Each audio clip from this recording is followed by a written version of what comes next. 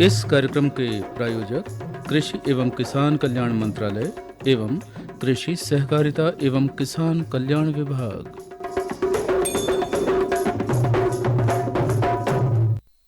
आज आपके साथ मैं हूँ शैलेंद्र चौधरी और मैं शिव कुमार ध्रुवे। तो स्वीकार कीजिए हमारी राम राम। आपको भी राम राम शिव भैया। राम राम शैलेंद्र भैया, राम राम शिव भैया। राम राम तो हो गई। अब जल्दी से अपने सभी किसान भाइयों को बता देते हैं कि आज जो कार्यक्रम किसानवाणी हम लेकर आए हैं उसमें हमारे किसान भाइयों के लिए क्या क्या है। बिल्कुल भैया। किसान भाइयों, आज किसानवाणी में सबसे पहले होगी आज की बात, जिसका विषय होगा नैनो यूरिया और नैनो डीएपी, जो कि भारतीय खेती में एक क्रांतिकारी बदलाव है। जानेंगे इसके लाभ प्रयोग के बारे में। इसके साथ होगा हमारा मेहमान क्रम, ग्राम कोपाखेड़ा, पोस्ट घोगरी, तहसील अमरवाड़ा, जिला छिंदवाड़ा के युवा प्रगतिशील किसान छोटू सल्लाम से, और जो खेती के प्रबंधन के साथ साथ पशुधन पर बातचीत सुनेंगे। बिल्कुल। इसके साथ ही होगा किसान भाइयों मनोरंजन और कुछ संदेश जो कि हमारे किसान भाइयों के लिए बहुत ही जानकारी से भरे होते हैं। तो चलिए देर नहीं करते हैं और शुरू करते हैं हमारा कार्यक्रम। और इसमें आज की बात करने से पहले हमारे सभी किसान भाइयों बहनों को सुनवाते हैं एक सुंदर सा कृष्ण भजन, क्योंकि शिव भैया आज कृष्ण जन्माष्टमी है। हाँ भैया। तो चलिए एक सुंदर सा कृष्ण भजन सुनते हैं घूमन प्रसाद कुशवाहा की आवाज़ में।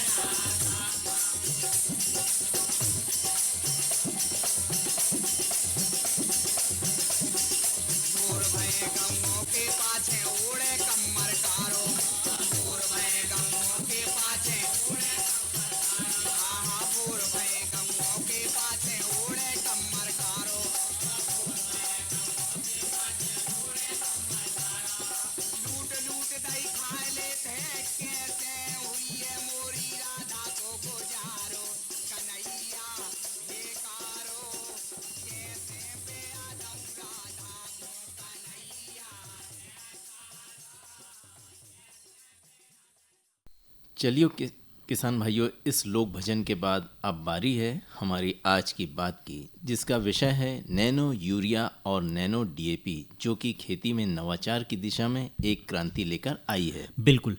किसान भाइयों, हमारी जो भारतीय कृषि है उसमें उर्वरकों की खास तौर पर यूरिया और डीएपी की आवश्यकता ज़्यादा होती है, परंतु आज के समय में अंधाधुंध उर्वरकों का प्रयोग वो भी खासकर असंतुलित रूप से किया जा रहा है।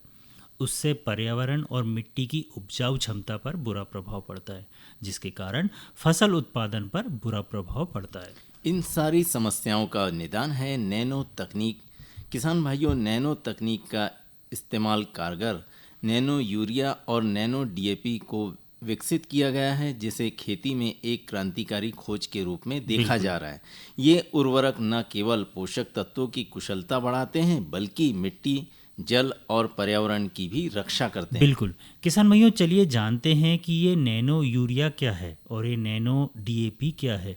किसान भाइयों, नैनो यूरिया एक अत्याधुनिक तरल उर्वरक है जिसे नैनो तकनीक के माध्यम से तैयार किया गया है और इसे खास तौर पर भारतीय किसानों की जो ज़रूरत रहती है उसे ध्यान में रखकर किया गया है। इसे इफ़को भारतीय किसान उर्वरक सहकारी लिमिटेड द्वारा तैयार किया गया। बिल्कुल। पहले पारंपरिक यूरिया जहां 45 किलोग्राम की बोरी के रूप में दी जाती थी, वहीं पर नैनो यूरिया मात्र 500 मिलीलीटर की एक बोतल में समान प्रभाव देने की क्षमता रखता है। बिल्कुल, मतलब कि 45 किलोग्राम यूरिया की जगह मात्र 500 मिलीलीटर नैनो यूरिया का इस्तेमाल किया जाता है।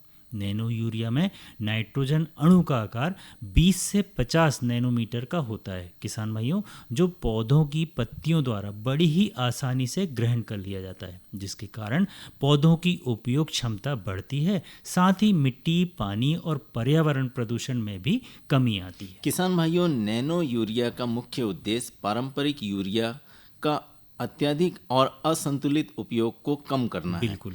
जिससे नाइट्रोजन का मिट्टी से बाहर निकलना और वाष्पन की समस्या कम हो सके। यह पर्यावरण के प्रति जिम्मेदारी और टिकाऊ खेती की दिशा में एक महत्वपूर्ण कदम माना जा रहा है। बिल्कुल। किसान भाइयों, 500 मिलीलीटर नैनो यूरिया में 40,000 ppm नाइट्रोजन होते हैं और यह 45 किलोग्राम यूरिया की जगह लेता है। साथ ही पर्यावरण के लिए पूरी तरह सुरक्षित है और मिट्टी और पानी का प्रदूषण भी नहीं होता है।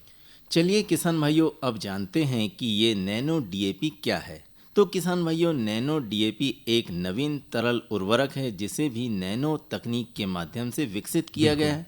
यह पारंपरिक डाई अमोनियम फास्फेट और का एक सूक्ष्म और अधिक प्रभावशाली विकल्प है। बिल्कुल। नैनो डीएपी में मुख्य रूप से 2 पोषक तत्व होते हैं, नाइट्रोजन और फास्फोरस। ये दोनों तत्व पौधों की प्रारंभिक कीड़े और वृद्धि और जड़ को विश्वास के लिए आवश्यक होते हैं, विकास के लिए। किसान भाइयों, इस ये जो उर्वरक हैं, इनके कणों का आकार नैनो स्तर का होता है, जो कि 20 से 100 नैनोमीटर के होते हैं, जिसके कारण यह पौधों की पत्तियों और जड़ों तक बड़ी आसानी से पहुंच जाते हैं, तो पर्याप्त पोषण मिल जाता है। इसका विकास भी इफ़को द्वारा ही किया गया है। किसान भाइयों, नैनो डीएपी का उद्देश्य भी पारंपरिक डीएपी का उपयोग और उस पर निर्भरता को कम करना है। बिल्कुल। किसान भाइयों, नैनो डीएपी के उपयोग से कम मात्रा में अधिक पोषण और ज़्यादा पोषक तत्वों की आवश्यकता होती है। साथ ही फास्फेट के उपयोग की कुशलता बढ़ती है। इसके साथ जल प्रदूषण की कमी के साथ साथ पोषक तत्वों की लीचिंग घटती है। बिल्कुल। किसान भाइयों, अब इसके लाभ क्या क्या हैं इसके बारे में भी जान लेते हैं। पहला तो यह है किसान भाइयों कि इनका आकार जो है वो नैनो आकार का होता है, इसलिए इसे पौधे आसानी से अवशोषित कर लेते हैं। साथ ही इसकी लागत कम है, इसलिए इसे सभी किसान आसानी से खरीद सकते हैं। इसके अलावा इसके उपयोग से पर्यावरण को कोई नुकसान नहीं होता और सबसे अच्छी बात यह है किसान भाइयों कि तरल अवस्था में होने के कारण इसे उपयोग करना, इसका भंडारण करना, परिवहन और वितरण बड़ी आसानी से और सरल होता है। किसान भाइयों, नैनो यूरिया और नैनो डीएपी के उपयोग से फसलों का उत्पादन 8 से 10% अधिक होने का अनुमान है और साथ ही 5 से 10% जो यूरिया की बचत पाई गई है, इसके उपयोग से मिट्टी की जल धारण क्षमता, उपजाऊ क्षमता, मिट्टी का कटाव, उर्वरक सभी में लाभ होता है। बिल्कुल। तो किसान भाइयों, आप भी नैनो यूरिया और नैनो डीएपी का उपयोग करें, साथ ही अपने किसान साथियों को भी इसका उपयोग करने की सलाह दें। यह किसानों की लागत कम करने के साथ साथ फसल उत्पादन में भी वृद्धि करता है। तो किसान भाइयों, ये थी हमारी आज की बात।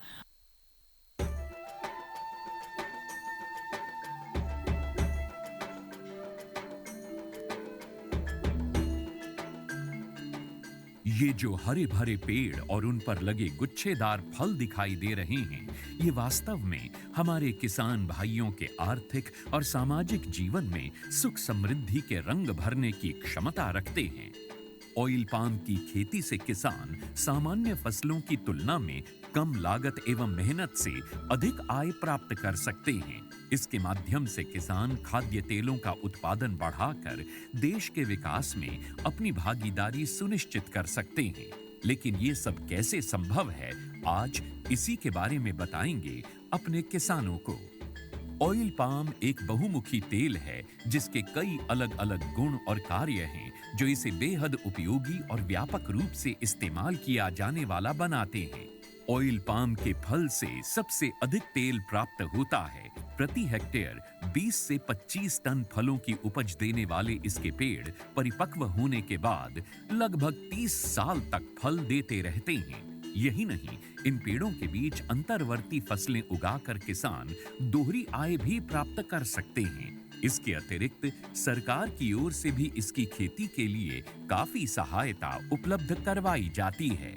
भारत सरकार की ओर से 2021-22 में खाद्य तेलों पर राष्ट्रीय खाद्य तेल मिशन, तेल palm national mission on edible oils, oil palm NMEO-OP की शुरुआत की गई। इसके अंतर्गत किसानों को ऑयल पाम की पौध सामग्री, अंतर्वर्ती खेती एवं रखरखाव, ड्रिप सिंचाई, डीजल, बिजली, सोलर पंप सेट, बोरवेल, फल कटाई उपकरणों एवं पुराने पौधों की पुनः रोपाई के लिए सब्सिडी प्रदान की जाती है। इस मिशन के अंतर्गत किसानों को 1 से 5 लाख तक की राशि प्रति हेक्टेयर की वित्तीय सहायता उपलब्ध कराई जाती है। सरकार द्वारा ऑयल पाम की पौध सामग्री के लिए 20 से 29 हज़ार रुपये प्रति हेक्टेयर की सहायता मिलती है। इसके अलावा भी सरकार पहले 4 साल तक 42,000 रुपये प्रति हेक्टेयर की सहायता अंतर्वर्ती फसल एवं रखरखाव के लिए भी मुहैया कराती है। इस मिशन के अंतर्गत ड्रिप सिंचाई के लिए 30,000 रुपये प्रति हेक्टेयर की सहायता अतिरिक्त दिया जाता है। साथ ही किसानों के लिए फसल कटाई मशीन और ट्रैक्टर ट्रॉली की खरीद के लिए भी सहायता का प्रावधान है। कुछ किसानों के मन में ये शंका है कि ऑयल पाम के पेड़ों की सिंचाई के लिए अधिक मात्रा में पानी की आवश्यकता होती है। ये पर्यावरण के लिए ठीक नहीं है। कुछ ये भी कहते हैं कि ये धरती के उपजाऊपन के लिए भी हानिकारक हैं। किंतु जिन किसानों को ऑयल पाम की खेती से आज लाखों रुपए की वार्षिक आय प्राप्त हो रही है, उनका कहना है कि ये सारे संचय निराधार हैं। ऑयल पाम का खेती में धान और गन्ने से कम पानी लगता है। इसमें गवर्नमेंट का तरफ से ड्रिप सिंचाई के लिए पैसा भी दिया जाता है। मैंने 2015-16 से ऑयल पाम की खेती की है और इससे पर्यावरण को कुछ नुकसान है ही नहीं। और इनका जो पेड़ पौधा होता है, इनसे हम मल्चिंग भी यूज करते हैं और इनका यूज से हम काफ़ी सारा ज़मीन में नमी लेते हैं और इनके अंदर इंटरक्रॉप जो है, जो कपास वगैरह लगाते हैं तो हम डबल गुण आय लेते हैं और अच्छा रहता है। ऑयल पाम की खेती के लिए मुझे सरकार ने पौधे सीडलिंग देते हैं। वो जब बड़ा हो जाता है, जो फल जो देता है, हर महीने सरकार उसी फल खरीदने के लिए एक रेट बना के देते हैं। वही रेट पे कंपनी खरीद लेते हैं। मैं काट के इकट्ठा कर देता हूँ, कंपनी उठा के लिए जाते हैं। ऑयल पाम के लिए सरकार उत्पादों की तत्काल खरीद करती है। साथ ही सरकार एक वायबिलिटी मूल्य भी घोषित करती है ताकि यदि भाव अचानक गिर जाए तो उस अंतर का भुगतान सरकार किसानों को करती है। सच तो ये है कि ऑयल पाम की खेती हमारे किसानों को और अधिक समृद्ध और ग्रामीण अर्थव्यवस्था को और अधिक सशक्त बना रही है। आप भी इसकी खेती और सरकारी सहायता का लाभ उठाएं और अपनी आर्थिक स्थिति को बेहतर बनाएं।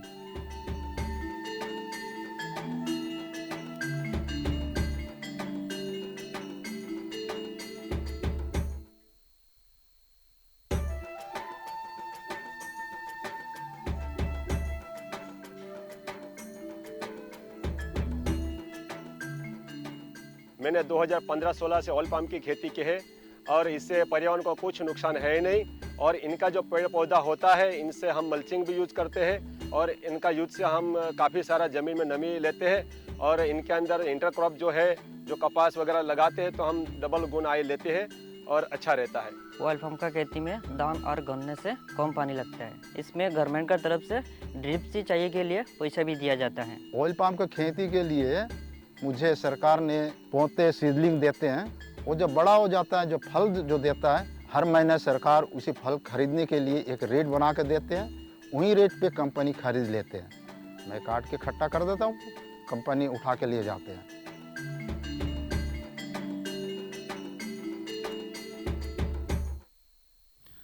चलिए किसान भाइयों, इस सुंदर से कृष्ण भजन और संदेशों के बाद अब जुड़ते हैं मेहमान क्रम से।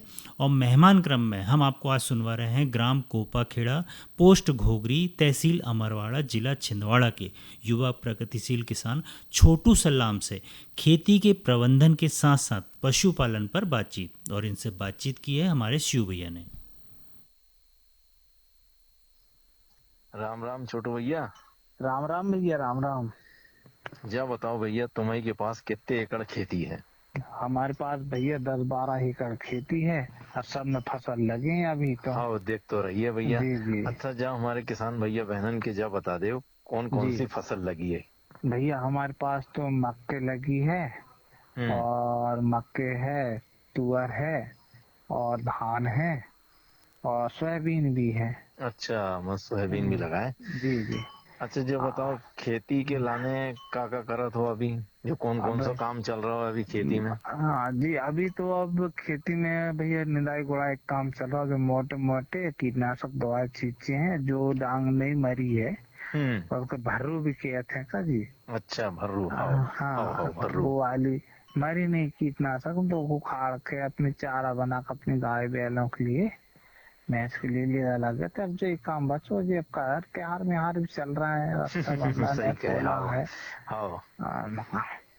अभी इन्होंने अपनी गाय बैल डाल दिए थे ले जाके चारा। माने खेती के साथ साथ मैंने पशुधन भी होना चाहिए क्या? हाँ जी, हाँ जी भैया।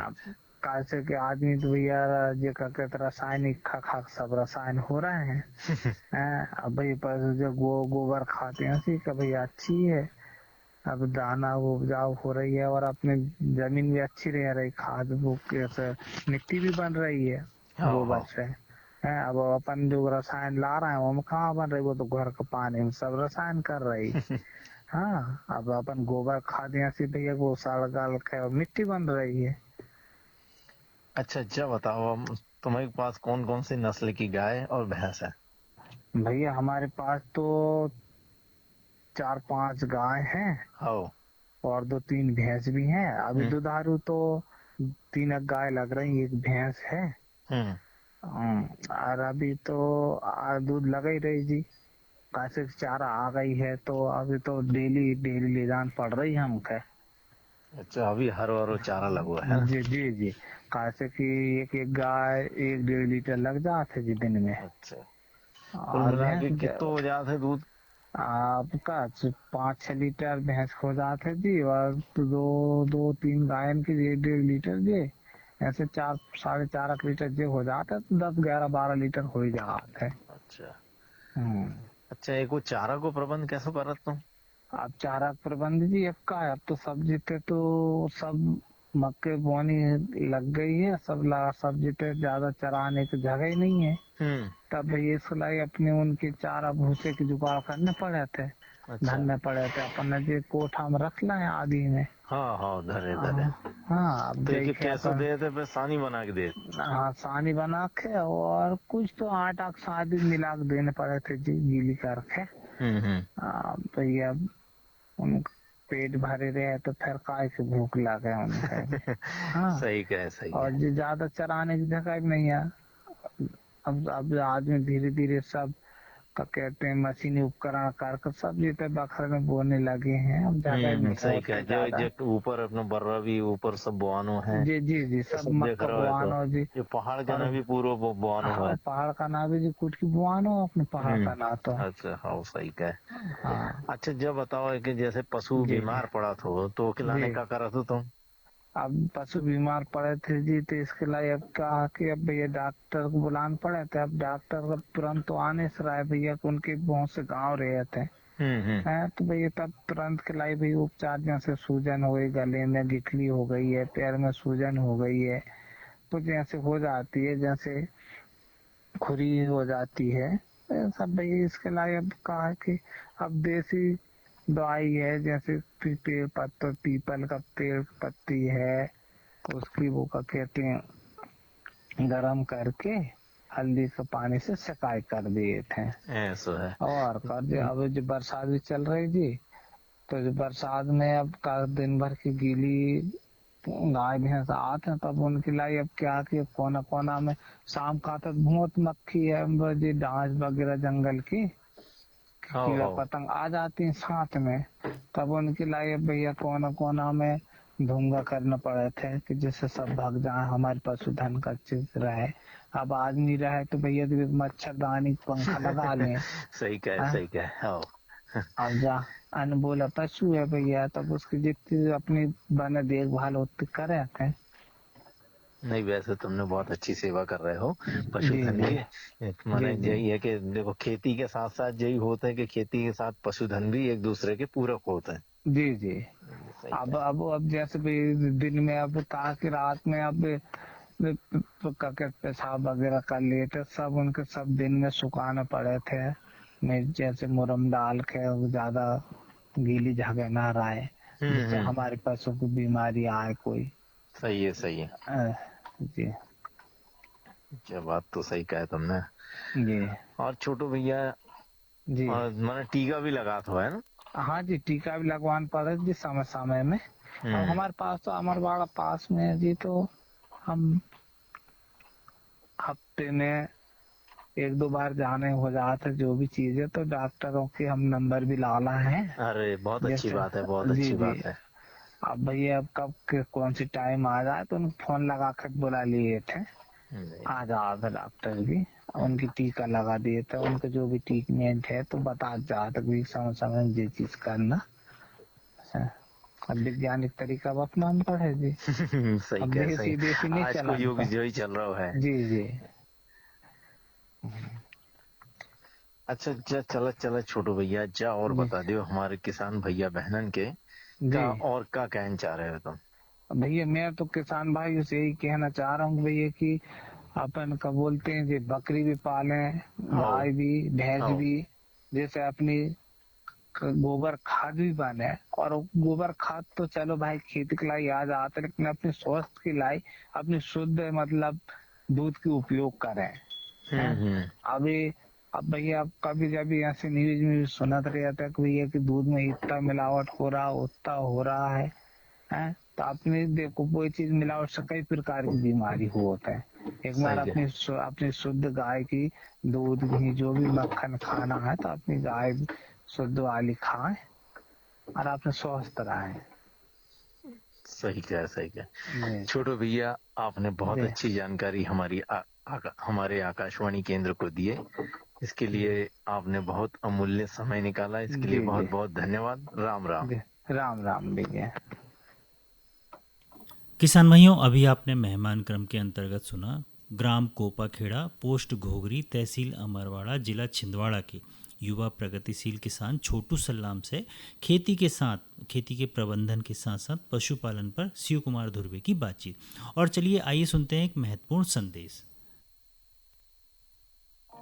किसानों की आमदनी में वृद्धि और उनके जीवन में खुशहाली, यही है संकल्प जिसे साकार करने के लिए मिशन मोड में कार्य कर रही है भारत सरकार। इसी दिशा में एक ठोस कदम है ई समृद्धि पोर्टल, जिसे नेफेड ने बनाया है। इस पोर्टल का उद्देश्य पंजीकृत किसानों के लिए फसल की खरीद और पैसे के भुगतान की संपूर्ण प्रक्रिया को सरल और पारदर्शी बनाना है। पोर्टल पर पंजीकरण की प्रक्रिया बेहद आसान है। किसान अपने मोबाइल या कंप्यूटर से ई समृद्धि वेबसाइट या ऐप पर जाकर पंजीकरण कर सकते हैं। पैक्स और एफपीओ के माध्यम से भी पंजीकरण किया जा सकता है। ई समृद्धि पोर्टल पर फार्मर रजिस्ट्रेशन पर क्लिक करें और अपने विवरण और आधार नंबर के साथ पोर्टल पर रजिस्टर करें।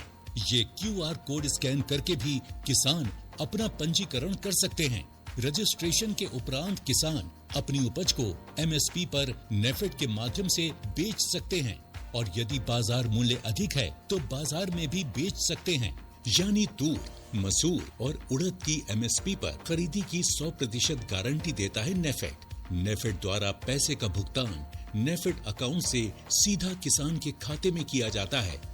इस प्रक्रिया में नेफेड और किसान के बीच कोई अन्य मध्य एजेंसी नहीं होती है। किसान इस पोर्टल के माध्यम से सरकार द्वारा किसानों के लिए चलाई जा रही कई योजनाओं का लाभ ले सकते हैं। नेफेड से पंजीकृत किसानों को मिलता है फसल के सही दाम पर बिक्री का भरोसा।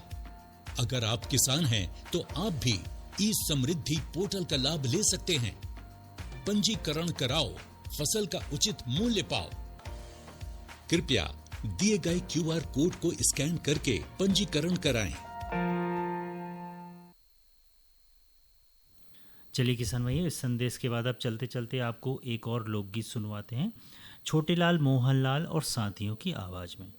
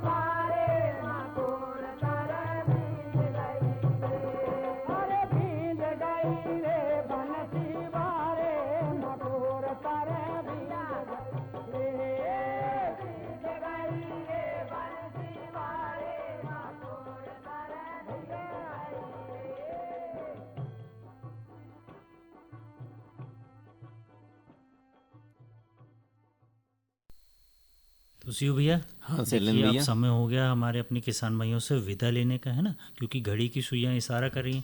तो मैं शैलेंद्र भैया, मैं शिव भैया कहते हैं राम राम, जय जवान जय किसान।